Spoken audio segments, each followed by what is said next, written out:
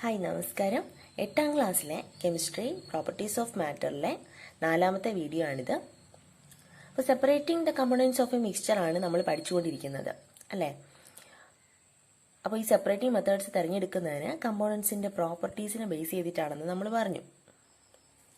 ഇനി നമുക്ക് പഠിക്കാനുള്ളത് സെപ്പറേറ്റിംഗ് ടെക്നിക്സ് ആണ്. കുറച്ച് സെപ്പറേറ്റിംഗ് ടെക്നിക്സ് ആണ്. ഏതൊക്കെയാണെന്ന് നോക്കാം. Distillation, fractional distillation, separating funnel using separating funnel, then sublimation, centrifugation and chromatography. അപ്പോൾ കഴിഞ്ഞ ക്ലാസ്സിൽ നമ്മൾ സീ വാട്ടറിൽ നിന്ന് കോമൺ സോൾട്ട് സെപ്പറേറ്റ് ചെയ്തെടുക്കുന്നത് കണ്ടു അല്ലേ. അതിൽ സോൾട്ട് മാത്രമാണ് നമുക്ക് സെപ്പറേറ്റ് ചെയ്ത് കിട്ടിയത്. ഇനി സോൾട്ടും വാട്ടറും നമുക്ക് സെപ്പറേറ്റ് ചെയ്ത് കിട്ടണമെങ്കിൽ, രണ്ടും കിട്ടണമെങ്കിലോ അതിനുള്ള മെത്തേഡാണ് ഡിസ്റ്റിലേഷൻ. അപ്പോൾ ഇന്ന് നമ്മൾ പഠിക്കുന്നത് ഡിസ്റ്റിലേഷൻ ആൻഡ് ഫ്രാക്ഷണൽ ഡിസ്റ്റിലേഷൻ. നോക്കിയേ, ഡിസ്റ്റിലേഷൻ. അപ്പോൾ ഡിസ്റ്റിലേഷൻ ഉപയോഗിക്കുന്ന അപ്പാരറ്റസ് ആണ് ഈ ചിത്രത്തിൽ കാണുന്നത്. അപ്പോൾ എങ്ങനെയാണ് ഡിസ്റ്റിലേഷൻ വഴി മിക്സ്ചറിലെ കമ്പോണൻസ് സെപ്പറേറ്റ് ചെയ്തെടുക്കുന്നതെന്ന് നമുക്ക് നോക്കാം.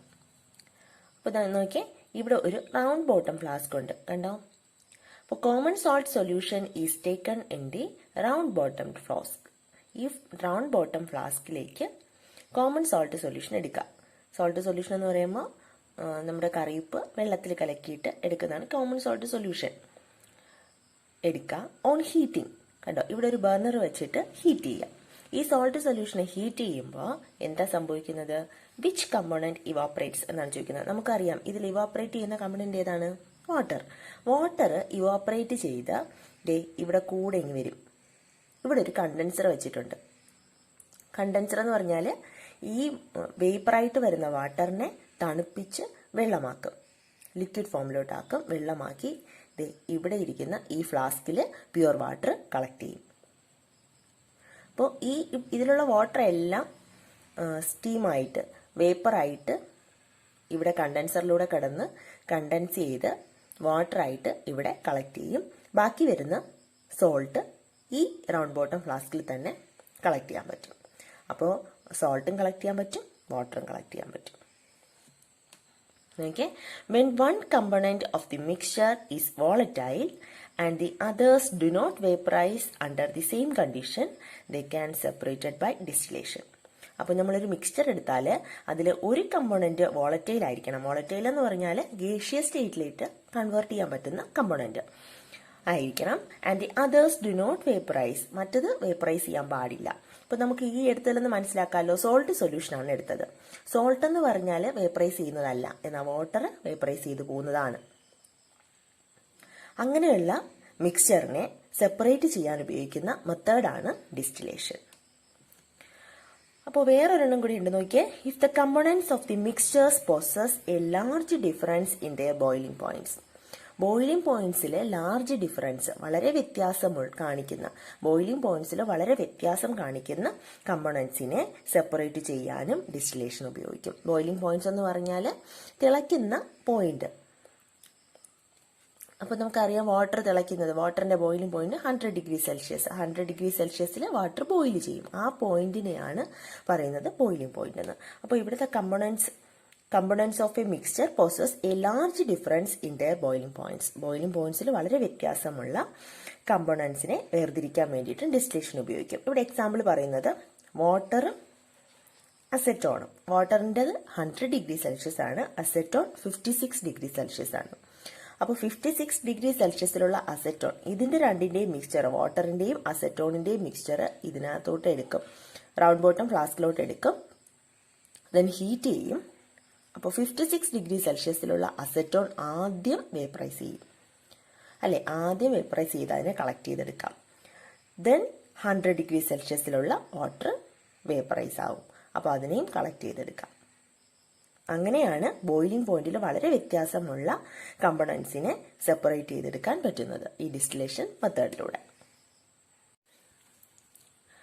Ordinary water contains many minerals dissolved in it.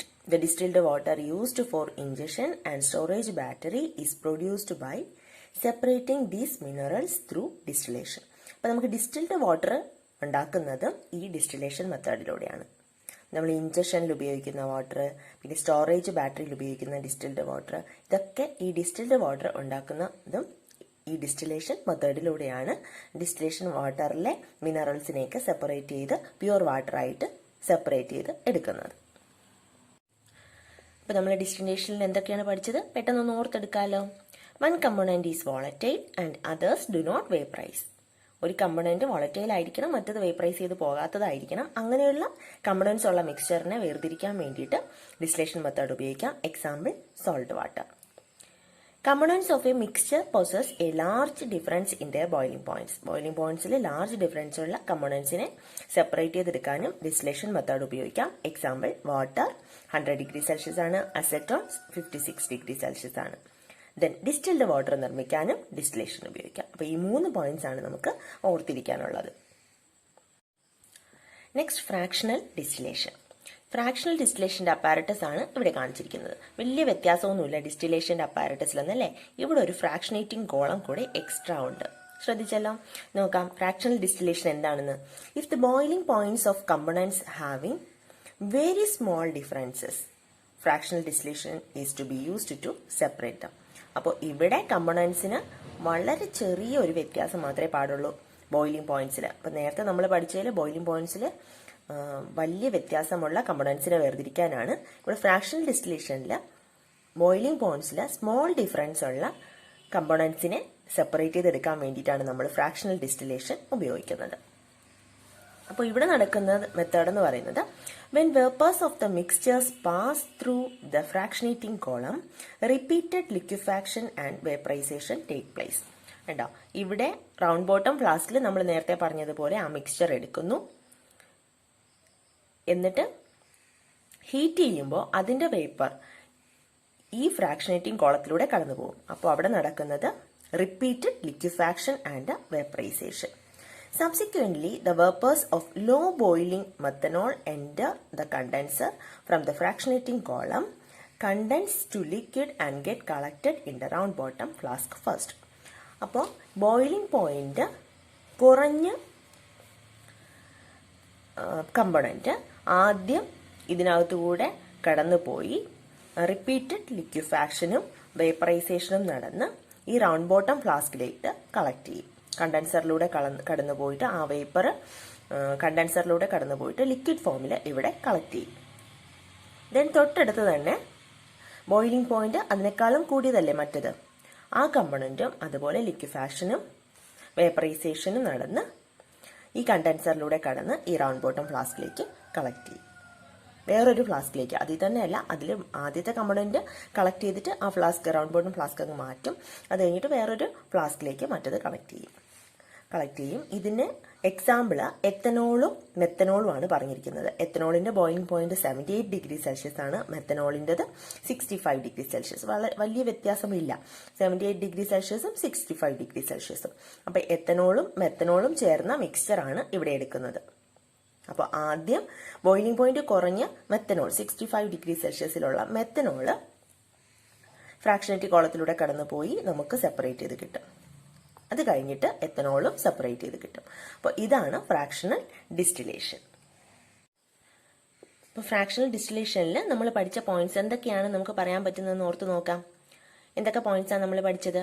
Boiling points of components have very small differences അല്ലെ. ഫ്രാക്ഷണൽ ഡിസ്റ്റിലേഷനിൽ സെപ്പറേറ്റ് ചെയ്യാൻ പറ്റുന്നത് കമ്പോണൻസിന് എങ്ങനെയാ boiling points of components have very small differences. Example, ethanol 78°C, methanol 65°C. Miscible ആയിട്ടുള്ള liquids ആണ് കേട്ടോ. ഇത് പരസ്പരം mix ചെയ്യുമ്പോൾ മിസിബിൾ ആയിട്ട് കിടക്കും.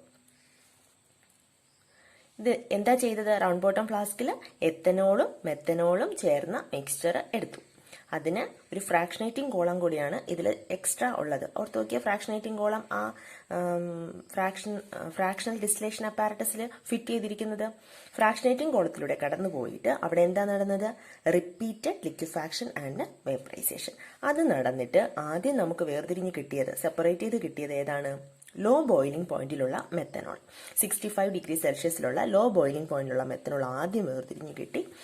നെക്സ്റ്റ് അത് നമ്മൾ കളക്ട് ചെയ്ത് മാറ്റി. അത് കഴിഞ്ഞിട്ട് ഹൈ ബോയിലിംഗ് പോയിന്റ്, അതിനേക്കാളും കുറച്ചുകൂടെ ബോയിലിംഗ് പോയിന്റ് കൂടിയ എത്തനോള് 78°C എത്തനോള് രണ്ടാമത് സെപ്പറേറ്റ് ചെയ്ത് കിട്ടി. അപ്പോൾ ഈ ടെക്നിക്സ് ആണ് ഫ്രാക്ഷണൽ ഡിസ്റ്റിലേഷൻ എന്ന് പറയുന്നത്. Fractional distillation of crude oil നിങ്ങൾക്ക് എക്സ്ട്രാ റീഡിങ്ങിനുള്ളതാണ്.